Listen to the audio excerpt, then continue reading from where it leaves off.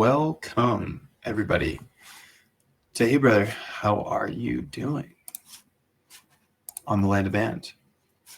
And Hey Brother, how are you really doing is the show where we talk as men, masculine identifying folks about what's going on in our lives and what's going on in the world as it relates to boys, men, masculinity, gender, and anything else under the sun.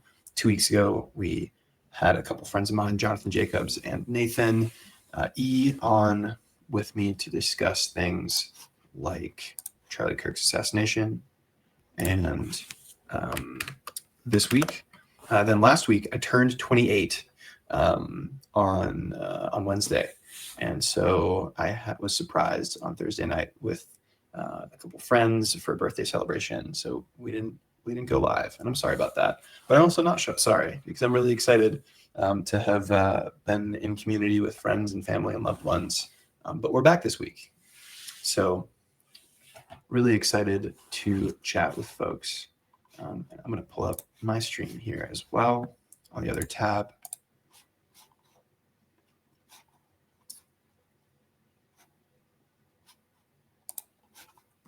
On Twitch. Perfect. There we go. And here I can read chat. Perfect. Thank you. Yes, 28. I turned 28. Greetings. What's up, Red Dragon? Nice to see you again.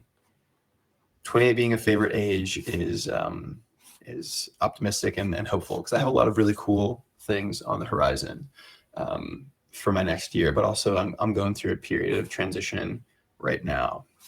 I remember you from 2 weeks ago, Red Dragon Ambassador. Great to have you on again. And yeah, excited to explore further whatever comes up from the conversation tonight. 20 is one of those ages, like I used to get really anxious about aging. And I don't know if this is specific to me or if this is a more common occurrence. I have a feeling that it is, that aging is like, man, people are going to start expecting me to have more of my shit together. But I haven't felt too much like I've gotten more of my shit together. Like I'm a well-adjusted person that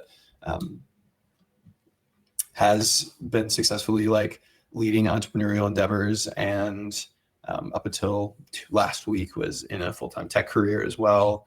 Has loving family and friend relationships and a ton of other cool things going on in my life, and yet I still sometimes feel like, oh, I'm just a baby. Like I don't know what's going on. And so to turn 28 and approach 30 has me feeling like, oh wow, people are going to really expect that I have all of my ducks aligned and all of everything in a row, and that sometimes makes me feel nervous because I do not have all of my ducks aligned and everything, but maybe none of us do. I've been thinking a lot lately. Well, I want to reflect on one of the other things that happened last week, aside from my birthday, which is the Marketing to Men Summit, which was actually live streamed right here on the Land of And. The Marketing to Men Summit was a convening of brands and organizations and individuals who are all interested in uplifting men and boys and starting conversations around how to market to men and boys and capitalize on our attention in ways that do not rely on antiquated gender norms and in fact uplift us for all of our collective well-being. And it was a really, really amazing event. I had the privilege of meeting with so many amazing panelists, as well as panelists who spoke on a panel in the morning alongside me called Knowing Thyself in Order to Connect to Young Men. And I spoke with Manny Almonte of Camping to Connect and Peter Shankman of Peter Shankman, which was really cool. And just spoke all about our experiences with youth mentorship and connecting to obviously young men and boys, but more so, how did we arrive at those positions being mentors, and in what ways was it required for us to do a lot of our own work in order to relate to young men? Because I don't know about you guys, but teenage boys today, I think more than ever, are somewhat hard to reach. And yeah, Germans have the sickness of always wanting to work more.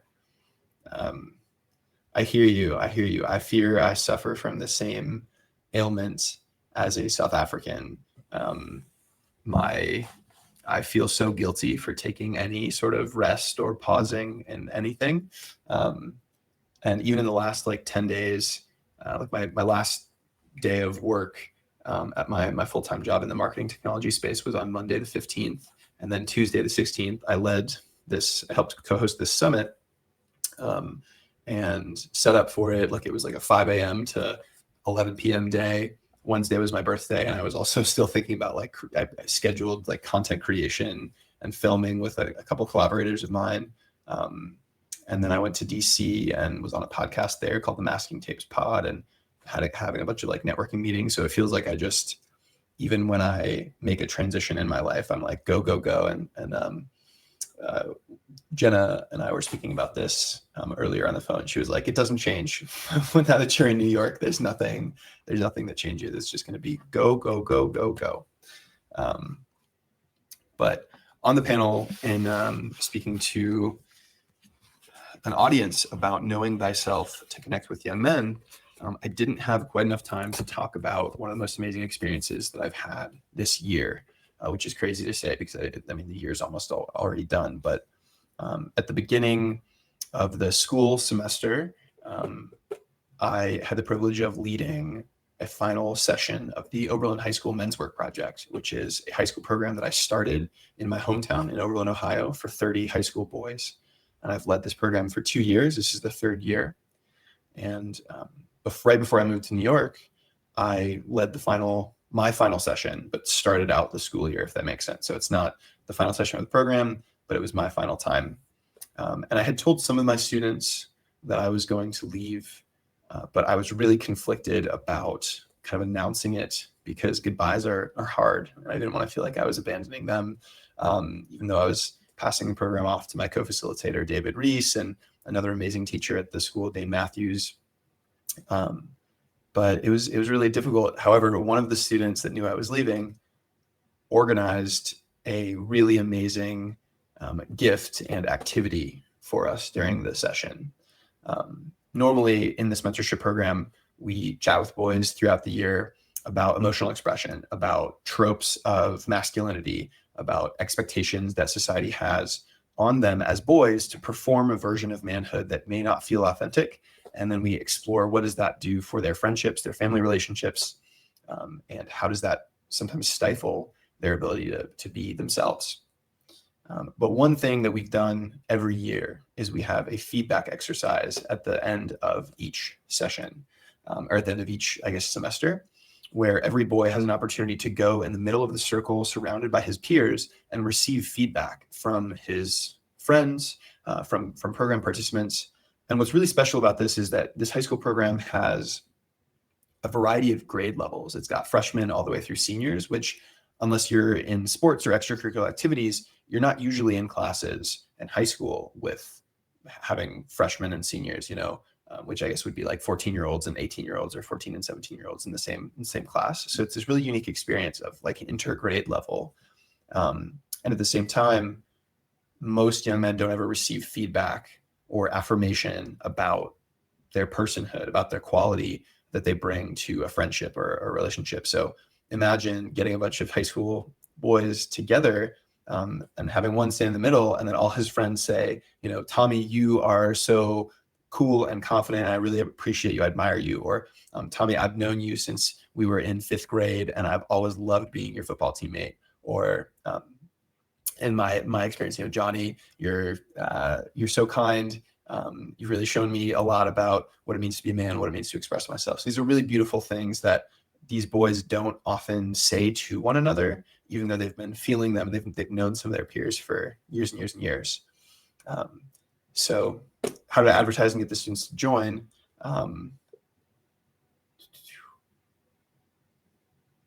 Yes, I agree. Red Dragon. Yeah, a lot of these roles are pretty harmful. Such as, for example, like a lot of high school boys would be more comfortable talking about LeBron James and being like, oh, he's the GOAT. Like, I fucking love LeBron. Like, he's amazing. Than they would saying to a friend who's on their same sports team, like, bro, you're a really talented soccer player, because it's not as cool to compliment or affirm a friend, someone that you know, versus like a superstar athlete or someone you have a parasocial relationship. That's acceptable to compliment. So in this exercise that we do in the program, it is a very unique opportunity for boys to practice positive affect and like emotional expression and build up the relational skill of telling someone how you feel about them in a platonic sense, in a friendship way. And that is something that is truly marvelous to see. In terms of advertising for the program and getting boys to the point where they're like, this sounds like a cool idea, I want to buy in. It was actually pretty easy. Like I bribed them with donuts in the first year. I was like, hey guys, we're gonna have some really cool conversations, but I will bring you donuts every session, every 2 weeks for a year. And so that was my backup plan.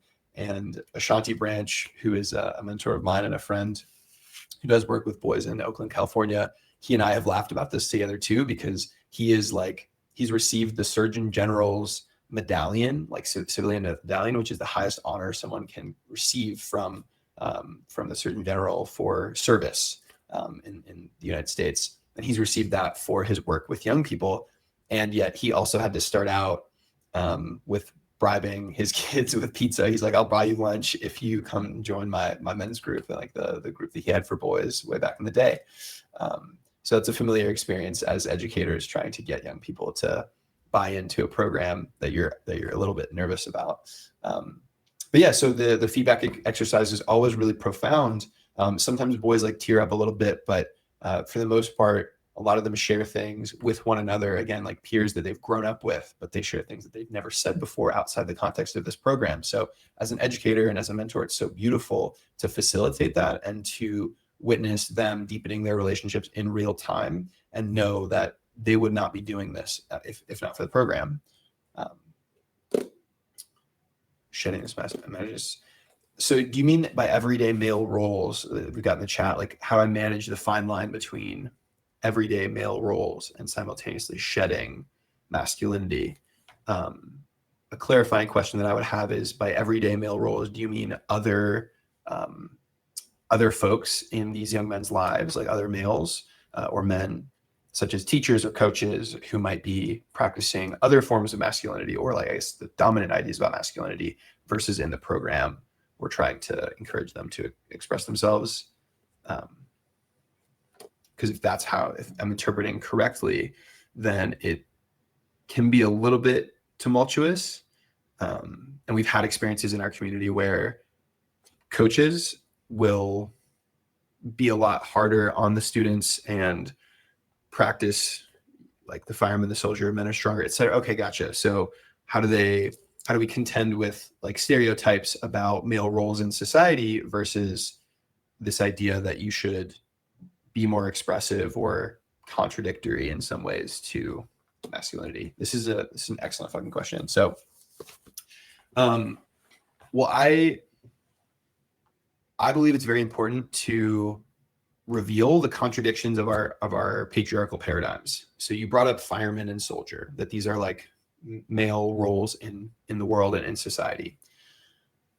Well, we have certain beliefs about masculinity that tie to those roles. So one of them would be that men need to be strong, men need to be protectors to defend their families. And also being a soldier is this really highly regarded position, especially here in the United States. We love the armed forces. We spend billions of dollars on the armed forces, send billions of dollars to Israel and fund this like massive, multi-trillion-dollar military industrial complex that brings horrible things all around the world. But we really like the military, and we say this is a good thing. This is, the soldier class is a very admirable role for a man to take. So I like to ask students, well, if you're supposed to protect and provide as a man and protect people with strength or with violence, is a soldier who is injured in combat and is no longer able to stand up and like defend his family from a burglar, is he less of a man?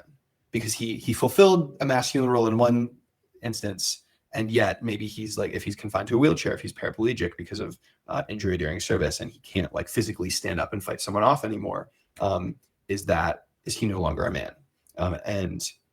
So that's an example of a contradiction where we try to reveal how some of the rules of masculinity and some of these roles are actually very contradictory in there. It's a thin veneer. Like there's holes in them that you can reveal pretty easily if your definition of strength is very singular. So it's by asking questions like that and having the boys draw their own conclusions that we can encourage them to just think for themselves rather than just be dictated how they should act. So the idea is not to shed masculinity. The idea is to show them a lot of what they've been told about manhood is very restrictive, and they should be able to decide for themselves. They should feel empowered to choose who it is that they want to be rather than who they think they should be. And so that's kind of a key core tenet of the program, is that there's nothing wrong with being a boy. There's nothing wrong with being a man. Being a man and being a boy is amazing. It's wonderful. You should be celebrated. You deserve platforming and championing and uplifting just as much as anybody else.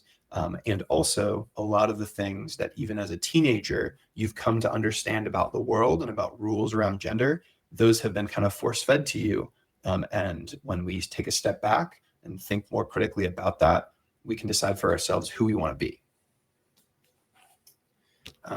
So to get back to my story, though, of this last session that I led, which was one of the greatest things to happen to me all year, these boys got me a copy of The Alchemist, which is an amazing, amazing, amazing novel by Paulo Coelho. And I first read this book and have only read it once when I was 21 and I was living in China. A friend of mine lent it to me when we went on a multi-day hike in southwestern China in Yunnan province to Tiger Leaping Gorge. And I voraciously read this. I ripped through it, I think, in 2 days. And they organized to get me this beautiful copy with like gold leafing and then practice the feedback exercise and give it to me in that exercise. And so I have stood in that circle before during the exercise, but very briefly, whereas it's not our custom to like have someone, at the beginning of our sessions, but because I was saying goodbye, they all put me in the middle of the circle, and each one of them said something to thank me for providing the program and for the impact that I've had on them. And they presented me with this book, and they all signed little messages to me in it, which is really on the cover, which is really wonderful. So I'm bawling my eyes out. And the kicker is that we have a documentary coming out on CBS Reports on this Saturday in a few days, called Boys to Men. And it features our program at Oberlin High School. And so in this documentary, they will very likely use the footage of me crying because they were filming that session. So I was like bawling my eyes out. And at first I kind of second guessed, and I was like, oh no, this is going to be like air on national TV. And then I realized, this is the most perfect testament to the program to contradict some of these like dominant messages around masculinity, that an adult male mentor and role model in their lives can feel confident enough to be emotional in front of them and also emotional about saying goodbye to them. So it's like the nature of what is making me emotional is our relationship, that I care about these boys. They've had a tremendous impact on me, and I'm going to miss them. And so I think that is a really perfect picture of our program at the Mentorship Project. And Red Dragon, I'm glad to hear that. I'm glad that you're excited about the program. I think that a lot of men's work is what this field is more broadly called. When we get into youth mentorship, we create programs, and a lot of people say that, we want to like teach boys how to be men. And I don't necessarily say that. I don't agree with I'm not trying to guide someone and say this is how you be a man. I find it much more helpful to say, you've been told a lot of stuff about manhood. What do you think? Good morning. I don't know how to say good morning. I know there's a do svidaniya, and I maybe a few Russian curses, but I don't speak Russian other than that. But good morning. Great to have you from Russia. I'm very curious to hear what are some of the stereotypes of masculinity in Russia. How do men act, and how are men told they should act?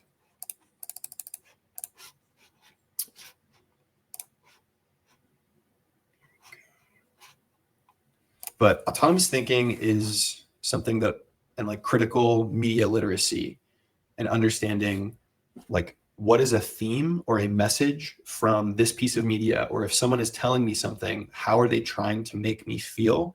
These elements are fundamentally missing for a lot of young people today, specifically a lot of boys.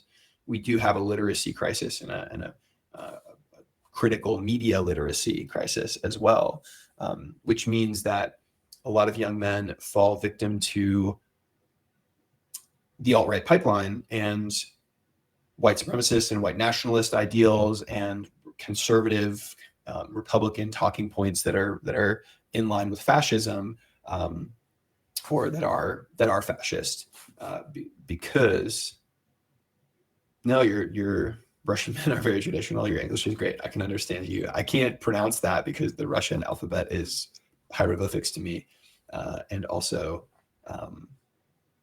good morning. But a lot of young men are not encouraged to think critically for themselves. They are told, here's what you need to do in order to be a man. Or for example, like Charlie Kirk or Jordan Peterson or someone will say like, men should be the providers and women should, and education is feminine, and education as a profession has been feminized. And so women should stay out of education and instead find their roles as homemakers and raise children. And young men should learn to protect and provide purely in this like very singular way. And so young men will hear these messages and be like, oh, okay, cool, that sounds pretty good. And not think a layer deeper of like, what does a Charlie Kirk or what does a Republican Party gain from me believing this? Or what would be the possible consequences of a country full of young men who don't have very many economic prospects, all believing we need to return to a more traditional gender ideal? Or what is the implication of, Charlie Kirk saying that young men don't like to listen to female teachers, for example? What is he trying to get young men to feel and believe? So not a lot of young men are encouraged to, like, no one's asking them, like, how do you think he's trying to make you feel and how does this make you feel? Because young men aren't encouraged to express themselves.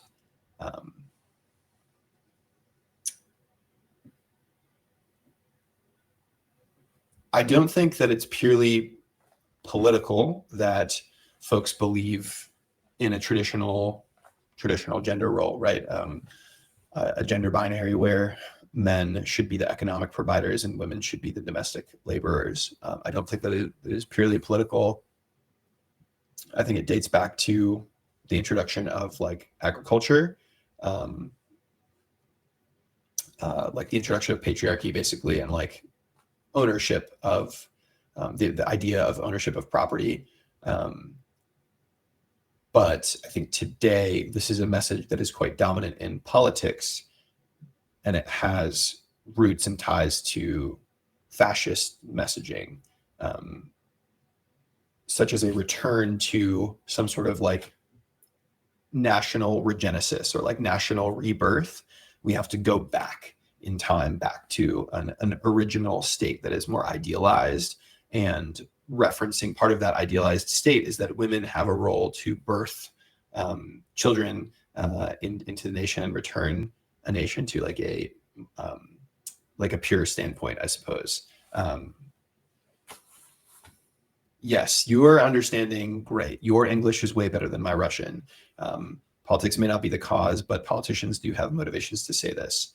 One of the motivations, for example, would be that here in the United States, we have a privatized prison system. Not all of our prisons are privatized, but many of them are. And in which case, people who are wealthy can become more wealthy when the government pays to populate like those prisons, and pays them to house prisoners and feed prisoners and employ them for work that is essentially slave labor, right? So there's a capitalist tie to people being involved in the carceral justice system here in the United States. And I'm sure that this is like this in other countries as well. But so because we have a privatized prison system, and we also have a militarized police force and a general like law enforcement that has militarized itself to an extreme extent, and is in and of itself like a multi-billion-dollar industry, we can then say that any politician who can invest and then themselves own property or invest in certain companies or corporations that are part of this whole pie, they can stand to gain from normalizing rhetoric that encourages, like, tough on crime, for example. No one's paying to go to prison. It's that the government will pay companies who are involved in basically outfitting that prison. So think about any of the services the prison needs, like the food that is at the prison, any of the providers of those services, and pay per bed, like for each bed to be filled. So the person going to prison obviously doesn't pay; they pay with their servitude and their time and probably the labor that they have to do and get paid nothing or very little for. But corporations and organizations and individuals stand to benefit when we have a privatized prison system instead of a completely federalized one that has no ties to private corporations or profit motive. So to go quickly back to that point, if we encourage lots of young men to believe in, for example, like xenophobic ideals that we need to lock up migrants, and we want a lot of young men to become ICE agents and police. And I'm a Republican politician who's like, it's the immigrants that are taking your jobs, that are taking away your economic prospects. I can much more easily appeal to groups of young, angry, lonely white men that don't feel very optimistic about their livelihood and encourage them to vote in favor of deportation policy, like any sort of anti-immigration policy. I encourage them to vote like tough on crime policies. And this has a profitable consequence or outcome. There's a profitable outcome for some of the politicians and private stakeholders involved.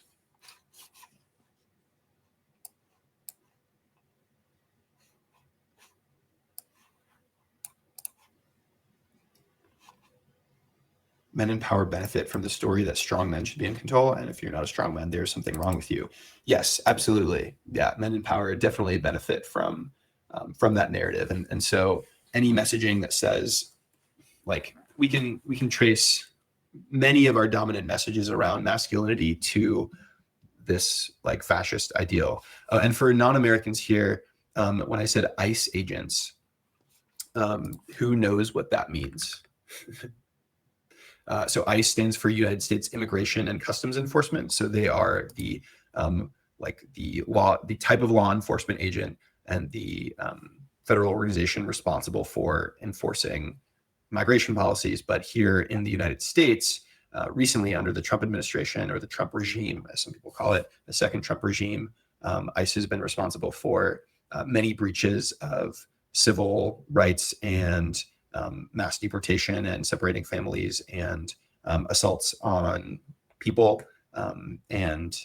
So they've also had crazy recruitment drives. I think they're under the State Department, because I think this is either the Department of Homeland Security or the State Department that was doing like recruitment initiatives on Instagram and posting things to encourage young men to join ICE. I think I actually want to pull this up on stream. If I can, I'm going to look for Instagram, because that would be really interesting to show you guys. And that's a clear link to fascism. I can't believe I hadn't thought of pulling this up on stream before, but it State Department. I'm just pulling up their Instagram. One moment. Maybe it's not this one. Maybe it's HS. Here we go. So this is actually crazy. I'm going to send this in chat here. Like some of the United States official social media channels.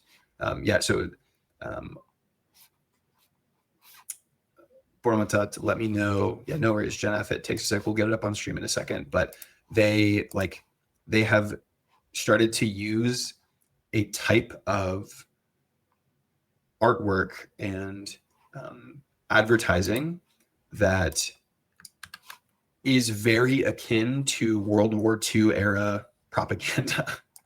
And we've got a couple here. I can maybe just put them in the chat as well.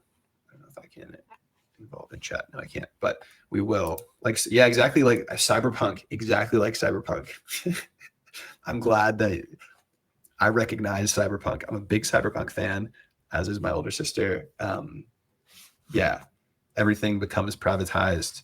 There are corporations behind a lot of these things, and so there is that skews the idea of like a fair justice system where people receive like fair sentences and are held accountable for their crimes, or even the concept of justice, because there's a profit motive to people receiving sentencing, since they will be paid. But so the Department of Homeland Security and ICE have started to call the United States like the homeland, which is, and they even released some of these like ICE recruitment. One of them says, we're taking father-son bonding to a whole new level. And it is really, really crazy, because it's a picture of like an older guy who maybe is in his, I would say 50s or 60s, and then a young man who I guess they're insinuating is his son directly. And it says, we're taking father-son bonding to a whole new level. There's no age cap. Join ICE now, because they're trying it. It was 7 weeks ago that the official United States Department of Homeland Security posted this on their Instagram. And I think that shows like some of that, what Jenna said in chat, that like powerful men are trying to essentially imply that like masculinity, this dominant narrative of masculinity and manhood, is tied to our national identity, and that a strong man who wants to defend the country, and even with father-son bonding, is one who will deport migrants and get people out of our country, people who do not belong here. And yeah, it is really crazy, the level of like World War II style of art that people are using.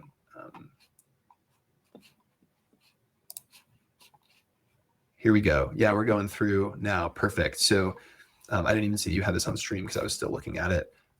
They played that commercial during this.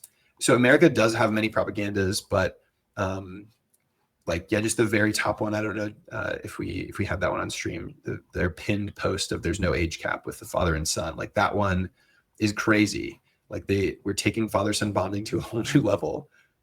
I love that one of the top comments references the Epstein files, because it shows just how much of a shit show the U.S. government has become, that our citizens will comment and be like, yeah, kind of trolling this. But America does have a lot of propaganda that we regularly put out, but I would say some of our propaganda is like soft core diplomacy and soft core propaganda, whereas this is a very, very like overt example of a call for a strong masculine like protector. Yeah, thank you for pulling that up on stream. That was, I hope that was edifying for you guys, because when I first saw this, I think I pinned the post and I saved it. I found it absolutely crazy. Not only because I could see my dad like being one of those guys, like, who I think he hangs out with that type of guy, like full military fatigues, yeah, which is ironic because my dad is a South African immigrant. Yeah, exactly. This is the German fascist kitchen. I can't remember what it was, but even like the word, I think the term cultural Marxism was invented by Joseph Goebbels as a dog whistle for fascist rhetoric. And what do the posters say though in Russia? Like, is it for people to join the police force? Is it for people to join the KGB? I'm thinking of that joke from the popular American TV show The Office, where Jim pretends to be the KGB. It's a knockoff joke. Who is it? The KGB? And he slaps Dwight. We wait for no one.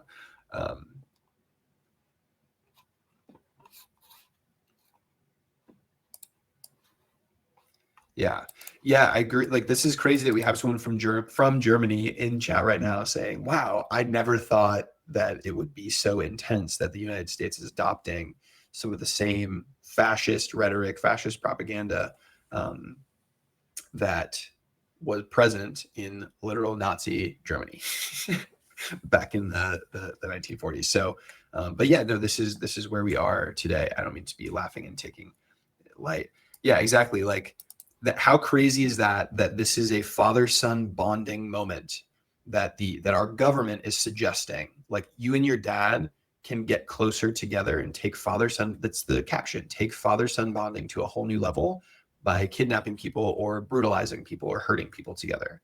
And I think that reveals the um, the fabric of the Trump regime and the type of man that the Trump regime endorses and the type of masculinity that the Trump regime endorses and practices, which is a man who is a brutal dominator, a rapist, a sexual predator, someone who is friends with close personal friends and business associates with Jeffrey Epstein, the type of man that does not have any sort of access to like emotion.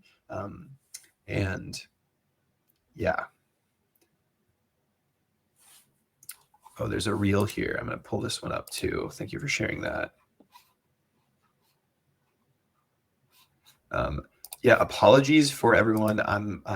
We're figuring out some of the back end stream stuff on how to share on stream in like screen share or share in conjunction with my feed. So we're dropping a couple things, like Jenna just shared a couple things in the chat as well, that we're hoping to.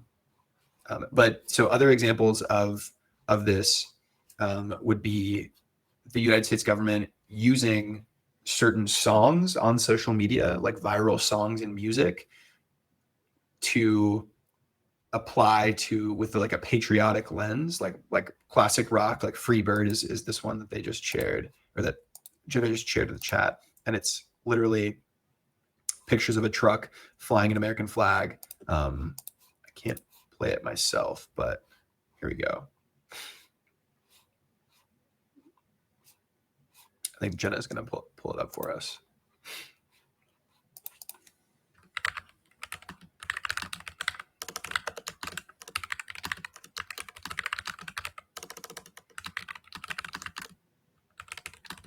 Oh, perfect. This is like, we have it up on stream at the same time. This is great. I love it.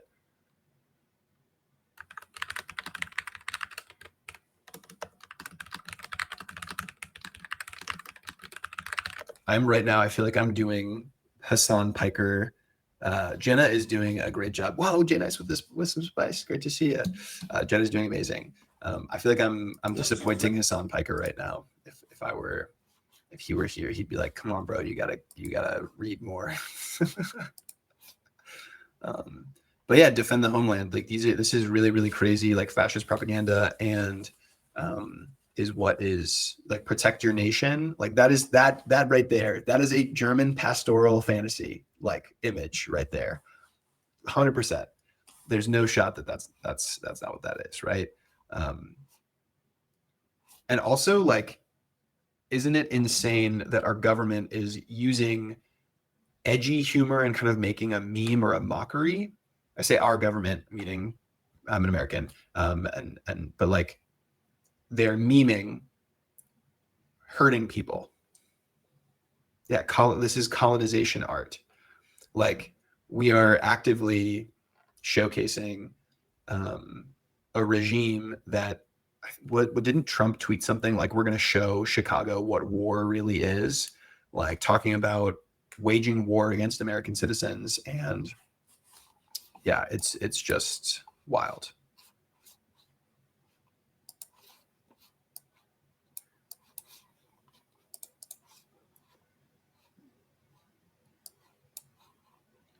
This is actually so crazy. I guess we've got this is a video now of them like testing out some munitions, join Trump's drug war. That's crazy. It's literally Trump in the back. Like, this is our official. Could you ever imagine any well-respected world leader, other like Stalin would not do it in this way. Stalin would post a picture of himself shirtless on a bear or something like that, to look tough and badass. I guess. But this is actually hilarious. Like they've made him into a meme, and this looks like something that I would see when I was in grade school on miniclip.com when I would want to play a computer game. Like that's what this is to me. Is it that is how ridiculous it is, but at the same time so incredibly scary.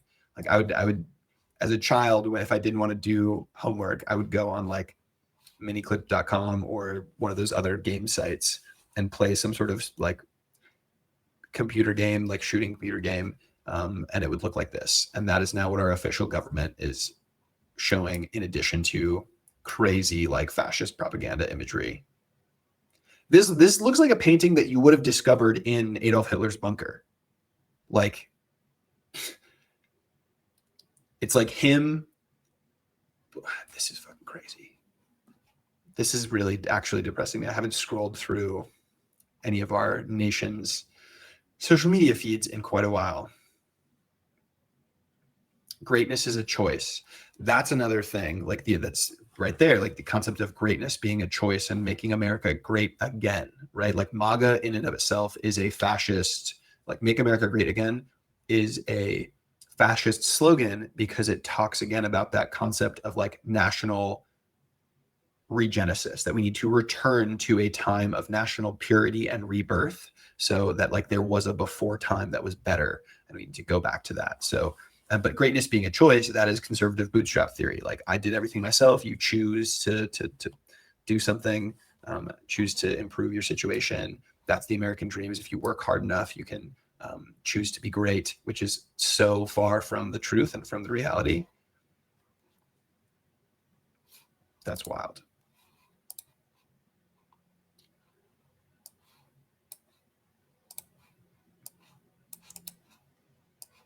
I did mean Putin, not Stalin. That's on me.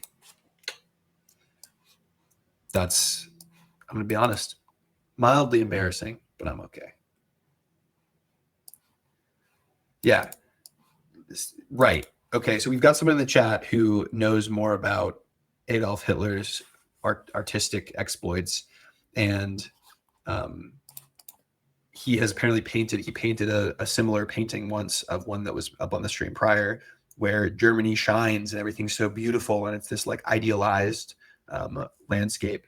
And he called it A World Without Jews, which is insane. And that is like the fascist playbook 101 is you paint a certain group of people as like deserving of extermination and dangerous and you like leverage xenophobia against them. And so the Trump administration is doing that with migrants and trans people. And the Nazi regime did that with Jewish people and gay people.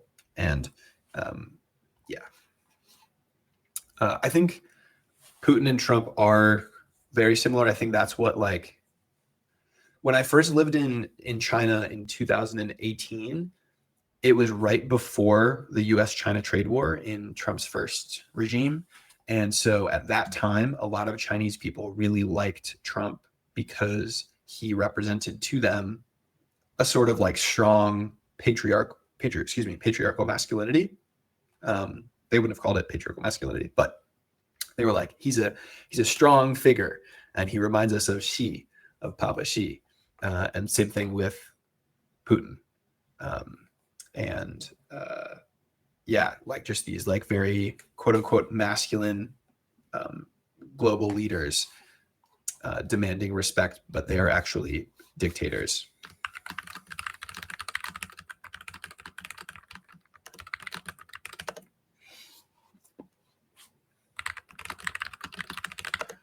Anyway, I don't know that, but I'm going to copy it in chat into Google Translate so that I can see what that is. Oh, Alexei Navalny. I don't know Alexei Navalny, a Russian lawyer, opposition leader, anti-corruption activist, and political prisoner who founded the Anti-Corruption Foundation in 2011. He was recognized by Amnesty International as a prisoner of conscience and was awarded the Sakharov Prize for his work on human rights. Now I know him. He looks cool.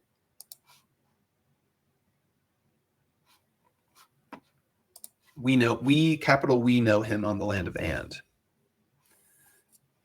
Putin killed him. Okay. last year in February died in Russia. He was confirmed dead last week by poisoning. The Wikipedia page says that he died in February of last year, 2024. Whoa.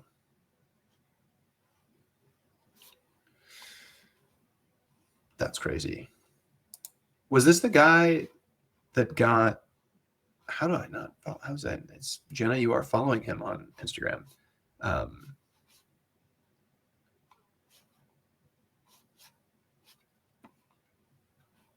I do recognize him. Wow.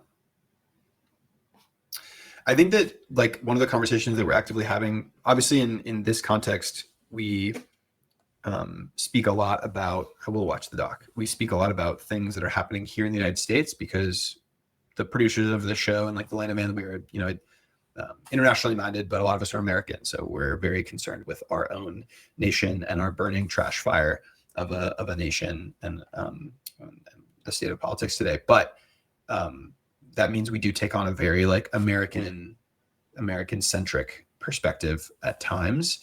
But this is true globally, that men in general are shifting more and more right towards conservative attitudes and policies. And this is true in many places, unfortunately.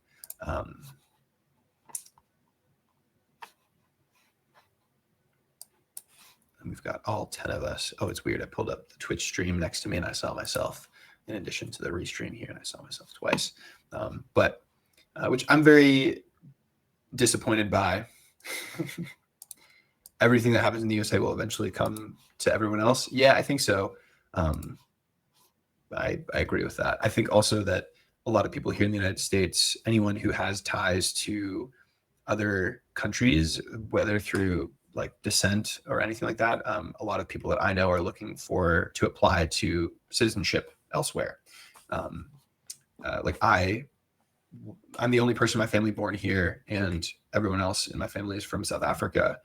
So I'm looking into getting my South African citizenship by descent, and I have friends who are like, oh, my great-grandfather is Spanish, and so we are in the process of trying to navigate that, which is an incredible privilege to speak about, because a lot of the people who cannot do that, who cannot trace their origins in some form or fashion and get citizenship elsewhere, or basically seek asylum from the state, the oppressive state here in the United States, will be left to deal with the consequences of the Trump regime. So globally, in several countries other than the United States, for example, I think I'm going to sneeze. For example, I think Brazil and I think Russia is an example, and the United States, and well, I mentioned the United States, and I think Australia is one as well, where Gen Z men are reporting to have more conservative values than the generation previously. So it's not a phenomena like this most recent US presidential election was the first time in which the largest contingent of eligible voting young men voted more conservatively than their previous generation. So Gen Z men voted more conservatively and voted more for Trump than millennial men. And that is the first time that's ever happened here in this country. And so what I'm saying is that is not isolated to the United States, and globally, young men are shifting their political views and opinions more and more right in favor of authoritarianism. And that is why we can see a lot of xenophobic sentiments rising across many different nations. Like I think it's prevalent in the European Union right now.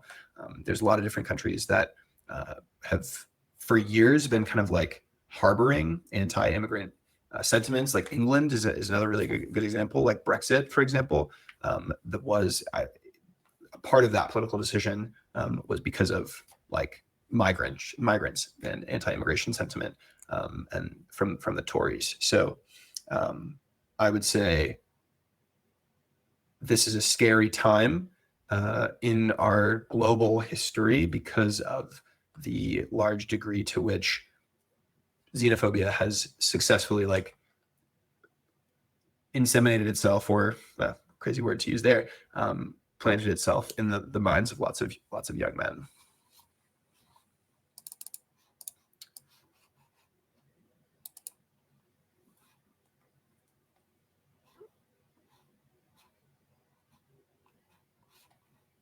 Deporting migrants is sick, for example. Yeah, well, I mean, kraut. Yeah, what do you mean by kraut? I understand that to be shortened term for German, from sauerkraut, maybe, from World War II. But I don't know World War II history like that in detail, because I watch different YouTube videos than many of my white male peers. I should ask my Opa to be on stream one day, my grandfather.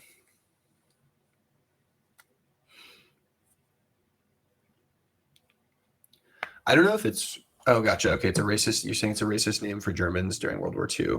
Yeah, I knew it was a slang, much like there was different slang terminology that Americans and allies have used for enemy combatants in all of our various international conflicts. But I don't know if kraut is racist because it's not on the basis of race. I think it's a derogatory term in some fact, meant to be derogatory, but I don't know if it's on the basis of race, unless you subscribe to the belief that there is, that like a white or German specific race, that like a German white person is genetically different in somehow than like a Danish white person in a significant enough way. I do not believe that. But derogatory, I would say it was definitely used derogatorily. I've seen enough World War II movies and played Call of Duty to know kraut.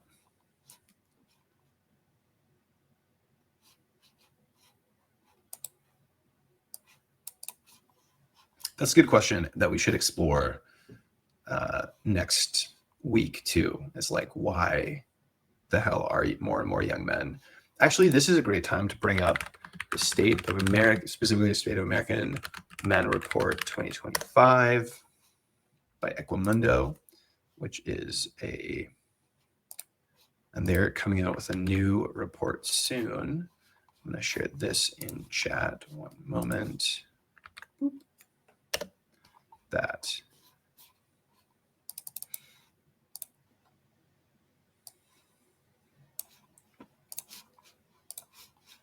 Okay, so the State of American Men Report is a study done by the nonprofit Equimundo, fighting the front line on the White House. Yes, let's come back to this image.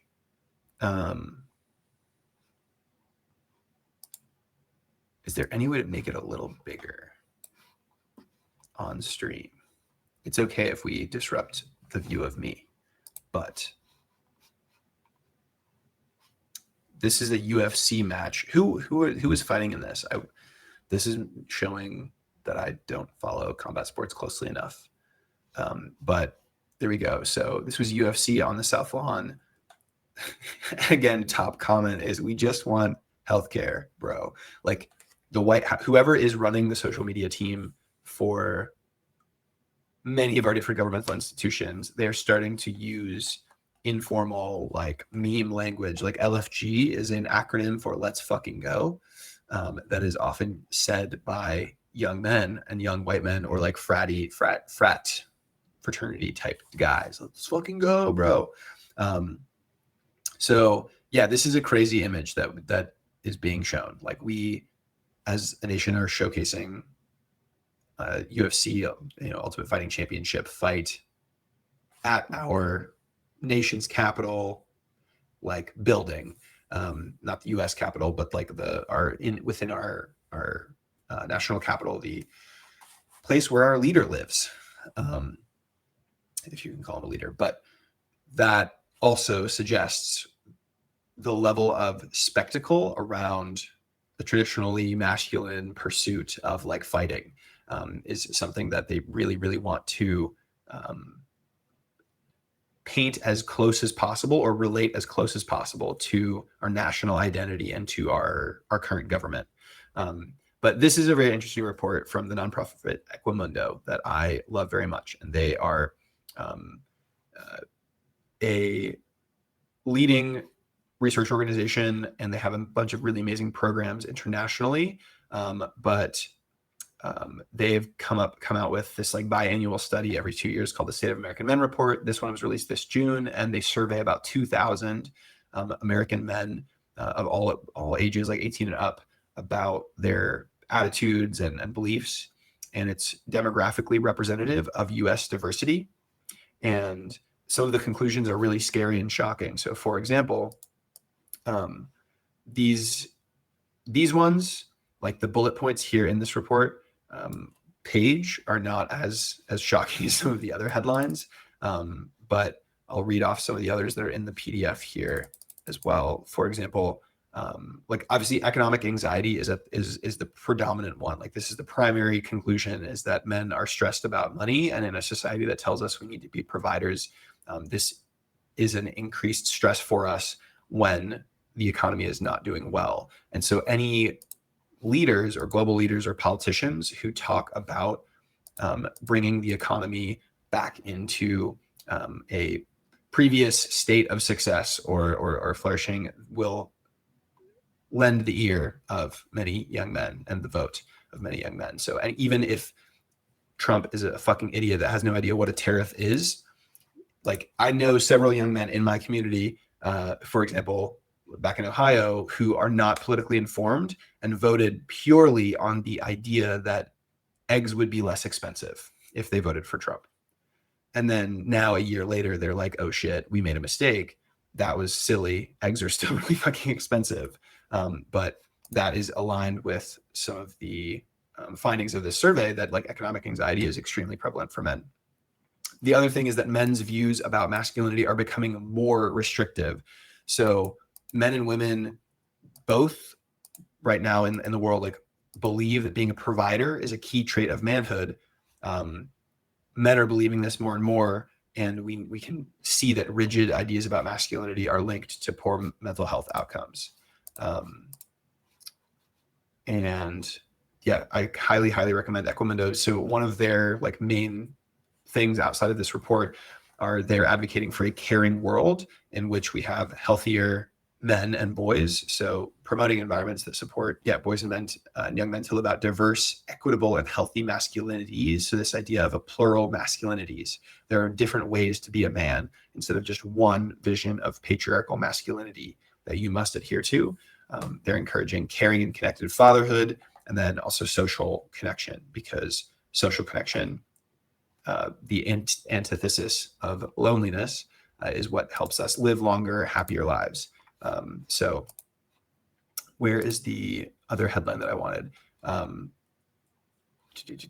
lot of men right now in the United States are armed and ready. So there's a current state of being where a lot of men own firearms and support the views of militias, which showcases that a lot of young men are kind of in a state where they feel, I guess, like open to or more receptive to extremist thinking. Does Donald Trump give a thumbs down, up, or down? You mean like in the Roman? Yeah, that's a good Roman. This party reminds me of Make America Great Again. Yes, this is the illegal, but it's still very much around. It's an increasing number in the internet circle. So that's a great. We have someone in chat talking about how like there's a political party in Russia that's like right wing and was made illegal, but it's still around, and there are a lot of people who subscribe to that thinking in an online format.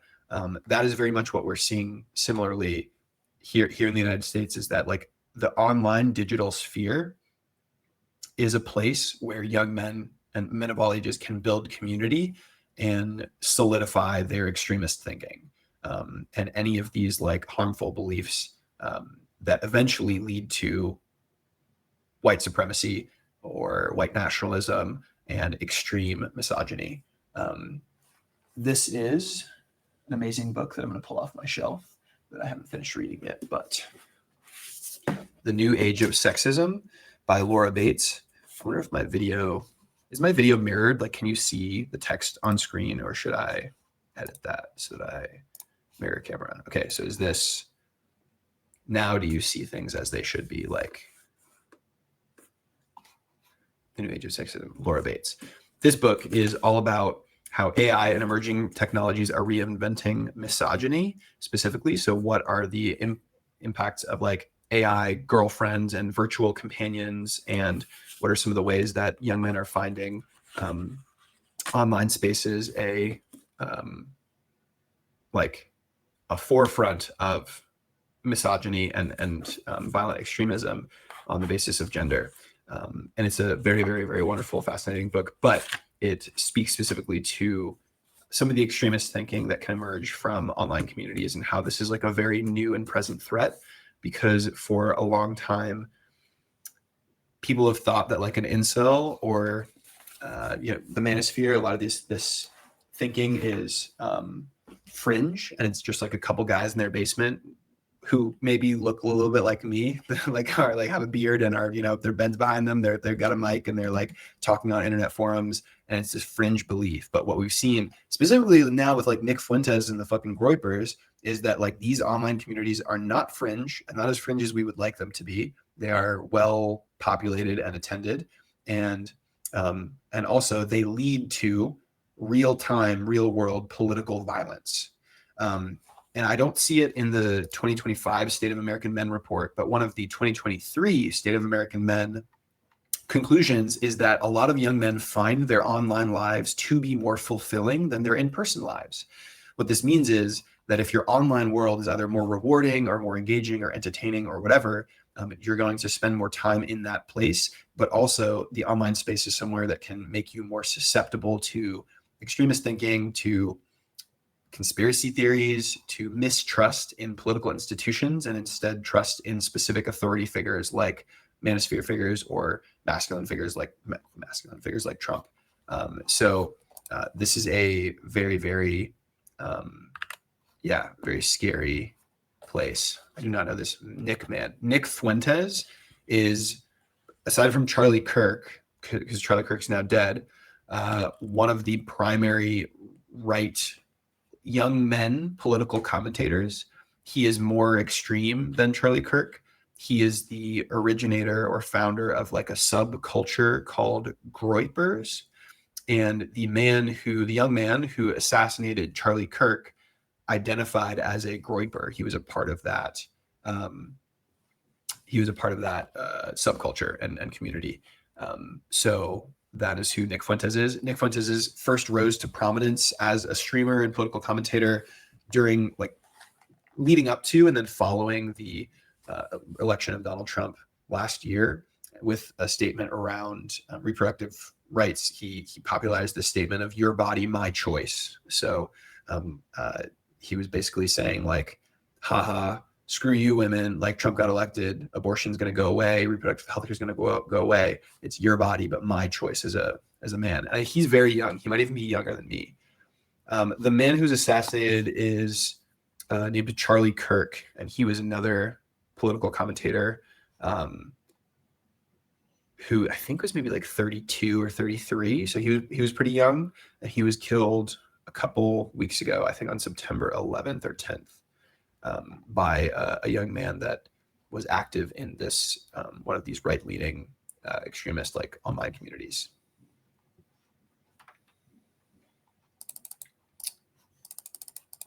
What's ironic about the state of the where we are in the US, is that a lot of young men do not trust big government. And that is what Republican or conservative politics does stand for in a way, is less centralized political power. That's what they say, right? They report as oh no, we don't know federal benefits for certain things. We should privatize everything. And there shouldn't be any socialized benefits, right? And that's what, less government infringement, it should be states' rights to what, and yet the figureheads of these movements have indoctrinated a lot of young men to believe like, oh yeah, like Trump is a cool guy that I should follow, or some of these individual figures who are now governmental leaders, I trust and I should follow them, even though they themselves are part of the government. So it's a very weird like contradiction between anti-establishment or not lack of trust in institutions, and then licking the boot of everyone involved in that institution.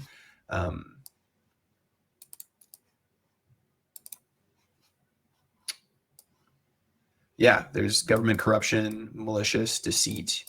I think that many people in the US are starting to feel that through things like the Epstein files, and people are like, whoa, this is the most crazy, like, visible link that are the people in power in so many realms of our government and in industry are tied to really bad things. But I don't know. I mean, wasn't it like, but some of this stuff has been relatively common knowledge for a long time. Like, I'm pretty sure some of our like Nancy Pelosi and like a couple other Democratic governmental leaders make pretty regular, let's say like early investment trades, and and someone I think coded like something that just tracked all of the individual purchasing, and selling like of stocks, like any of the trades, securities trades done by Nancy Pelosi and done by other figures in government, regardless of their political party affiliation, but like just tracked those. And like,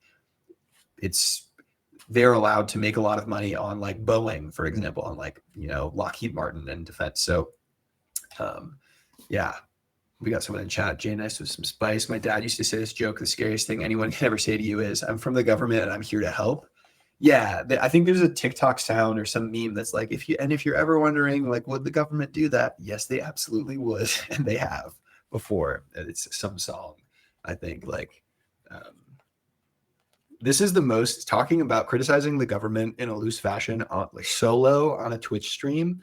I think with like my hair all like Einstein-y and like unkempt is, I think, a crazy cool milestone for me as a young white man. I feel that I have become like this something is here. This is a level up for sure.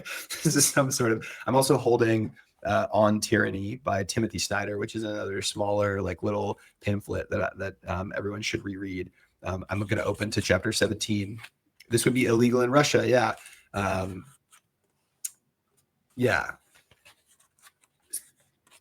Like note 17 on tyranny is: listen for dangerous words. Be alert to the use of the words extremism and terrorism. Be alive to the fatal notion of emergency and exception. Be angry about the treacherous use of patriotic vocabulary. The most intelligent of the Nazis, the legal theorist Carl Schmitt, explained in clear language the essence of fascist governance. The way to destroy all rules, he explained, was to focus on the idea of the exception. A Nazi leader outmaneuvers his opponents by manufacturing a general conviction that the present moment is exceptional and then transforming that state of exception into a permanent emergency. Citizens then trade real freedom for fake safety. So I'm just going to read that paragraph, but an example of that would be saying that we have a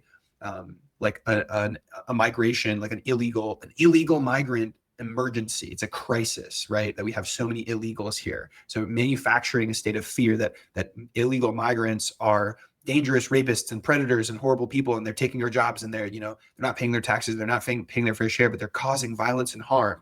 Manufacturing that sense of fear is what then creates the justification for having ICE agents drag people out of their homes, drag people off the street, put people into unmarked vans, have ICE agents that don't have to identify themselves and can just willy-nilly like grab people and violate their rights. Like, and US citizens, or in this example, anybody that is now experiencing fascism from a totalitarian regime, trades their civil liberties and their personal freedoms because they're like, oh, well, at least we're safer. So I'm like an average American that has now voted for Donald Trump or is like technically in favor of some of these policies. And I'm willing to, and I'm white. So I'm willing to acquiesce that, you know, I don't like seeing images of kids in cages, or I don't like seeing images of people being beaten by police forces or disappeared. I don't like that idea. It's kind of uncomfortable for me, but I'm willing to accept it because those people are dangerous, right? They're bad people. Migrants are dangerous. So, and it's not going to happen to me because it's just the migrants. This is this exceptional emergency that we're in. And once the migrants are taken care of, it'll be safe and I'll be good and America will be great and things will be back to normal. But in reality, all we've done, like the migrants are not the issue at all. And what all we've done is given our leaders the liberty to further militarize all of our law enforcement and bring the National Guard and U.S. military into places where they normally are not, which is crazy.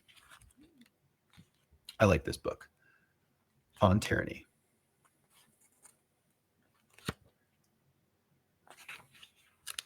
Don't obey in advance. This is cool. One of the other examples, which I think like from this book, 14, is to establish a private life. So scrub your computer with malware on a regular basis. Remember that email is skywriting. Consider using alternative forms of internet or simply using it less. Have personal exchanges in person. For the same reason, resolve any legal troubles that you're in. Tyrants seek the hooks on which to hang you. Try not to have hooks. And so I, as someone who has a very prevalent online presence, am like nervous about that because that is so true. But in a tyrannical government, like you should minimize your digital footprint and try to have offline interactions. But yeah. So we have in chat Red Dragon Bester saying the Nazis are much more than just simply bad people or bad money, but they are also good lawyers, financiers, and are evil. So that's also another thing that we have to be very careful of, is that men in power, or people in power, but men in power who are making evil decisions and doing evil things. For a long time, I think we made mockery of Trump. And we were like, this guy's an idiot. He's stupid. And I find myself doing this all the time. Like he couldn't read acetaminophen properly when he was talking about, what's up? Hey, Janice. He was talking about RFK Jr.'s stupid fucking like Tylenol and acetaminophen called autism, whatever. And so it's like, oh, Trump's an idiot. Well, in some ways, yes, right? But in other ways, they are very calculating and incredibly effective at creating the current state of affairs and then personally profiting from it. And that's not an idiot or ineffective person.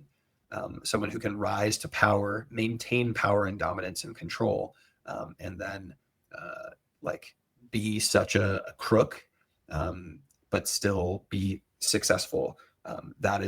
It's so much more insidious and scary and chilling and I think that we help make ourselves feel more comfortable by saying like, oh, like Donald Trump's a fucking idiot, or like some of these people like JD Vance, they're idiots, they're so dumb.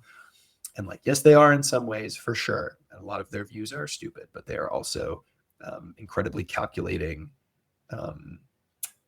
people that have created a system and a coalition that is making the world a far worse, far more dangerous place. What else should I pull out from my book stack? This one, Tools for Men with Feminist Ambitions, is a little leaflet that my friend Lewis got me for my birthday last year. And this is a cute little pamphlet that I recommend very much as well.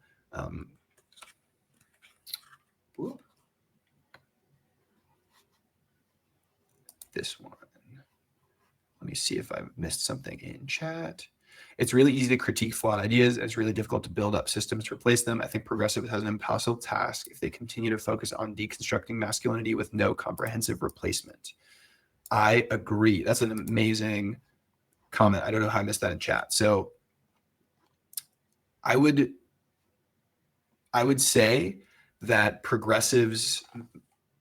mainstream progressives, well, I do not consider the Democratic Party to be progressive, but I would agree that the Democratic Party would be considered maybe the Progressive Party by Republicans, right? So in that sense, yes, the Democratic Party does not have a sufficient example of like healthy masculinity or an alternative masculinity with which to provide to counter patriarchal masculinity. However, if you were present, inappropriate innuendo, if you were present on chat a little bit previously, we highlighted a nonprofit that I collaborate with that I'm a real big fan of called Equimundo, which is a gender justice and healthy masculinities nonprofit.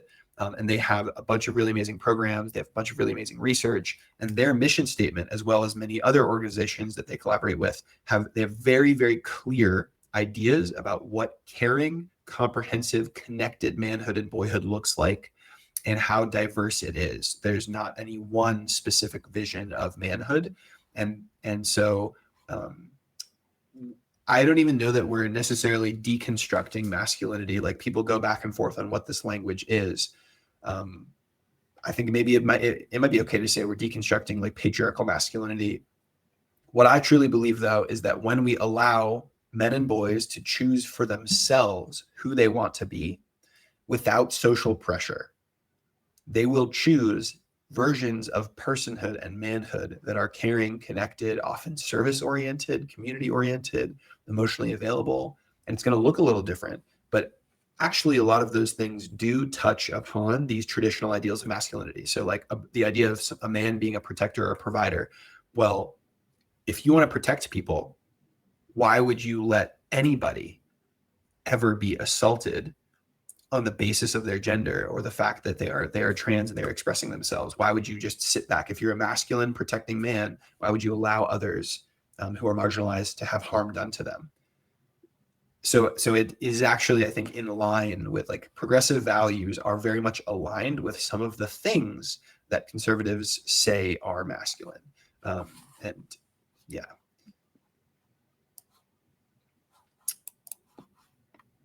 But I agree, like culturally speaking, this is not common yet.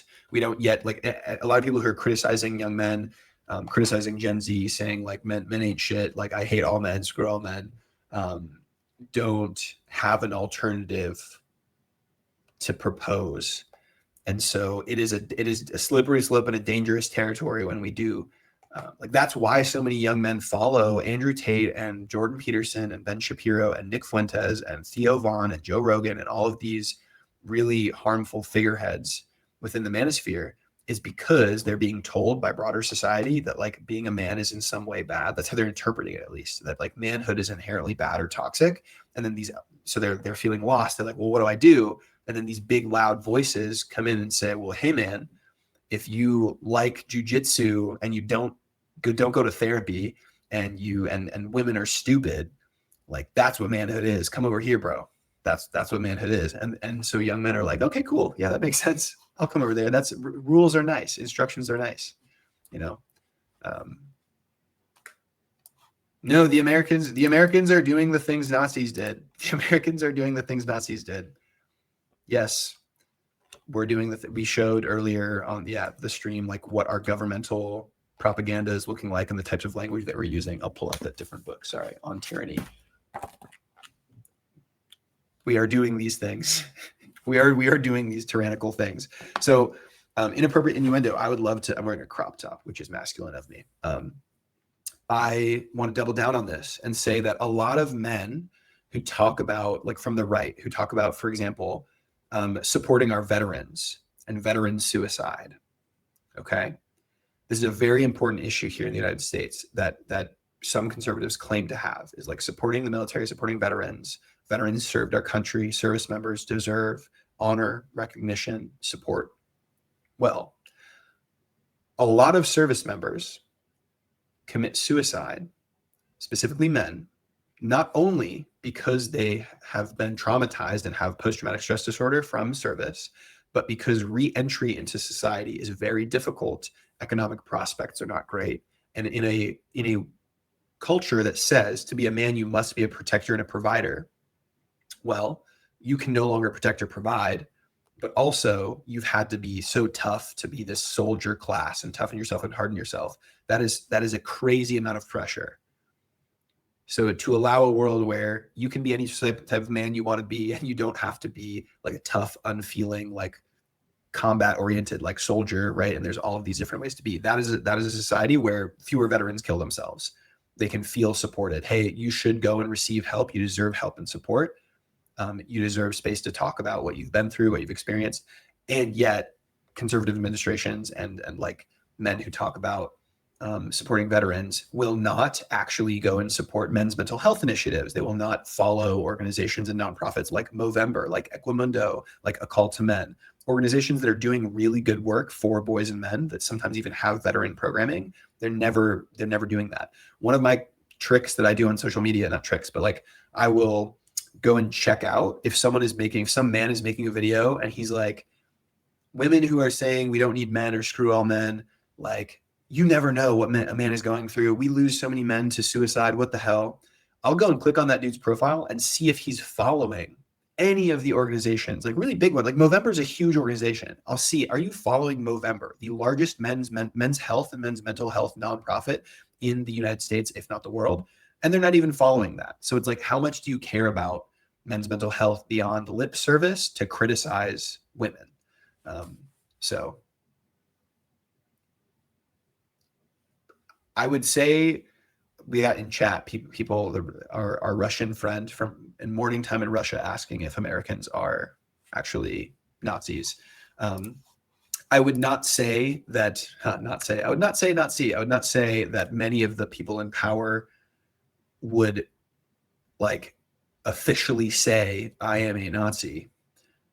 However, the things they are doing are mirrors of Nazi propaganda and Nazi decision making, and we are experiencing fascism. Fascism is a process, not an end state of government.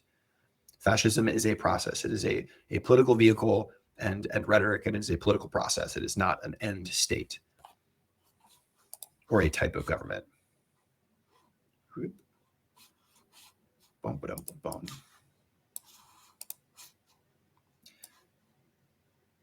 Jay Nice with some spice. So freaking smart. I love that comment. Nazi and MAGA are both authoritarian movements promoting white race superiority and suppressing right and democracy. Correct. Both are movements that promoted a white nationalist state and deprived civilians and citizens of their rights and liberties in order to establish this idealized white nationalist puritanical vision for a nation. Consider the issue of equalization.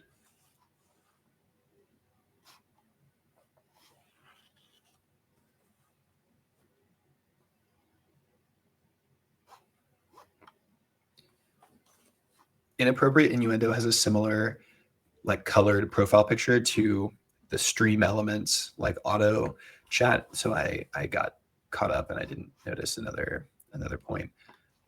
Man, who would have thought that the political commentary, this is my Hassan Piker era, I suppose. I gotta stop name dropping Hassan Piker and clout chasing. This is my Johnny Cole era with a crop top. That's true. Which is my this is one of my favorite bands, local band in Cleveland, Post Saga. They have a show here in New York City. They have great music, Post Saga. They have a show here in New York City. They're going on tour, and it's next Saturday, October 4th.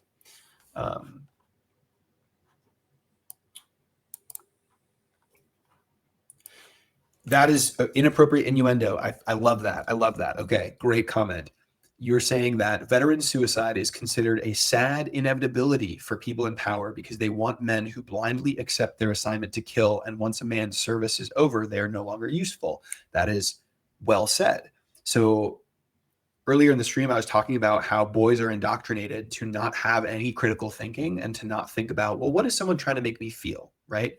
So part of a patriarchally masculine culture, or the tenets of patriarchal masculinity, are that men should be dominating, and in order to dominate, you cannot feel, because if you have empathy, you will feel bad when you inflict pain on someone else. So one of the goals of patriarchal masculinity is to indoctrinate boys to become recruits in the military in some form or fashion, right? Whether or not you will actively serve in the military is irrelevant, because you will be prepared for all of these actions that are required of a soldier or of a law enforcement officer. For example, like beating a civilian with a baton and being like, this was fine, I'm going to go home at night. Those things require a certain level of numbness, emotional numbness. So that is why so many of our current politicians and people in power and like these fringe, and also extremist movements, support traditional gender roles and support patriarchal masculinities, because if you can convince large contingents of young men to be angry and to adhere to patriarchal masculinity, you've got a bunch of recruits that can become cops, ICE agents, and soldiers, right? And if you have an economic environment which is unstable and there aren't a lot of job prospects, education's too expensive, there are no robust trade unions, 3 square meals a day provided for you by the military industrial complex start to sound pretty good. And that is historically, like, young, poor men have always been cannon fodder in every war ever. So yes, your statement there is absolutely accurate, that there is an incentive, and that's why they propagandize and try to say, like, make join ICE and make those posters as if it's cool to do for young men. Like, hey, you want to be like Trump and fire a 50 caliber on the back of a truck? Yeah, it's badass, just like Call of Duty, right? It's because they want more recruits. They want it to seem cool to be in these positions. So yeah, the United States has a long history of promoting democracy and equality, but that is quickly changing with currently in power. Yeah, promoting democracy also. Promoting democracy and promoting democracy.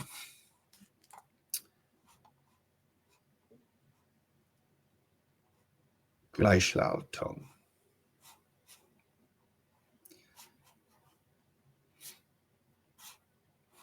Well, I don't think that we have like a full democracy here, in like an actual democracy, because of the Electoral College. I don't think that we have the same type of democracy as what could be pretty dope and would accurately represent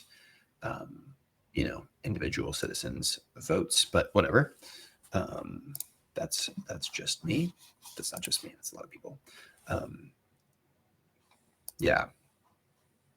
Well, also, like, in the there's a band, Rage Against the Machine, that has a cool song called "Killing in the Name of," which ironically, it's an anti-establishment song, right? And ironically, though, it is often used by like right-leaning people, and they're like, yeah, it's a rock song, but it's the same, and the same who were it's like, and those who work forces are the same who burn crosses, is a lyric from this song. Those who work forces are the same who burn crosses. And it's saying people who are in the police force are also in the KKK. They're also white supremacists. They're also burning crosses. They also have these hand symbols that you can see them do sometimes, that are symbols of white supremacist groups like the Proud Boys, and others. So there is a very well documented link between those who are willing to be in the military and act as police officers, and those who are white supremacists and white nationalists and domestic abusers. Fascists are very happy right now.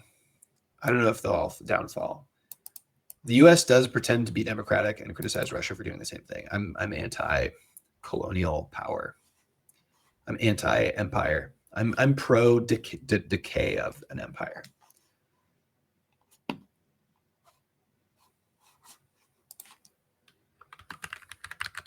Okay, well, anything else that anyone wants to talk about specifically with regard to masculinity? We call that an abolitionist. Yeah, well, I'm from Oberlin, Ohio, which is a place that is famous for being a stop on the Underground Railroad, and also one of the first academic institutions in the United States to be fully integrated, both from a racial and gender perspective, and has deep ties to the abolitionist movement and the Quaker movements. So that is part of where I'm from. But also my whole family's from South Africa, and my dad was what we could describe as I don't want to say on stream, my dad killed a lot of people for on behalf of the apartheid government in the South African border wars, and was part of a battalion that was trained by the apartheid secret police in interrogation tactics. And I don't speak to the man anymore. I have a relationship with him, but that is a part of my generational trauma for sure. So I'm from a cool place with abolitionists, but I'm also from a country that is one of the OG apartheid states.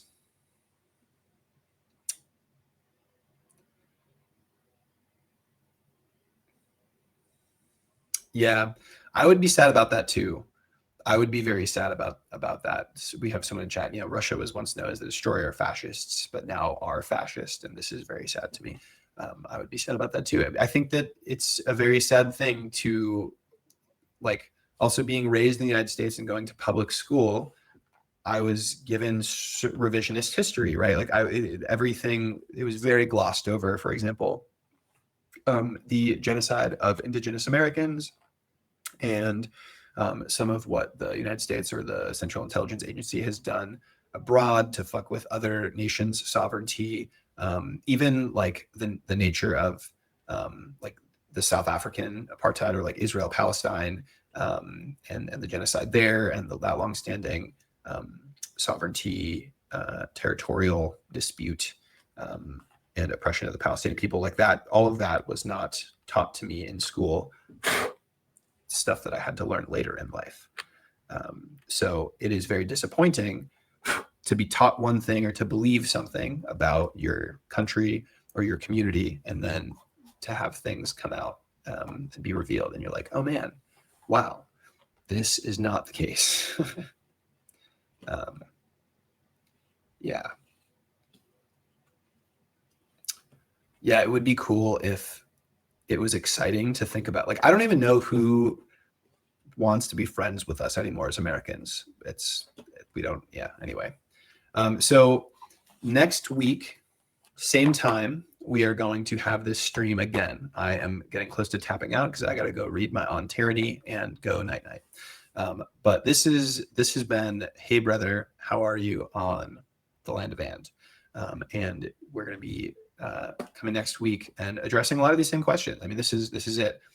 It's been really cool the past two sessions just because of the Charlie Kirk assassination and then tonight's conversation. It seems that we're doing a lot of political commentary, a lot of what's going on in the world. And so come with any questions that you may have around men, masculinity, anything like that. And I will do a better job of preparing some links and some resources and assets to be shared during the stream so that we can talk about stuff. A Russian, an American, a South African American, and a German walk into a Twitch room. That's a good joke. But yeah, bring friends, share the stream with people. There are also a lot of really other great shows aside from Hey Brother, How Are You? On the Land of And. So keep up to date and subscribed on all platforms, Substack, Instagram, here on Twitch, wherever. And definitely come through to chat with us next Thursday, and invite a friend or two. And if you know someone who would like to be a guest on this show, because it won't always just be me, I'm going to continue to have guests, have repeat guests. Jonathan's probably going to come back at some point soon. Please let them know. So everyone have a wonderful, wonderful rest of your evening, a wonderful day, wherever you are in the world. I love that this is so international. And again, I'm Johnny Cole. I am Manosphere alternative content creator. This show is one of the alternatives to the Manosphere types of content that I create. And you can find me on all social media platforms at Hey Brother Johnny. So we will find someone cool to raid, which I now know what that means because of you, Jay. I know what that means now. And we're going to raid people in a cool and good way, not in a weird way. Okay. Much love to all. Have a great night. Bye-bye.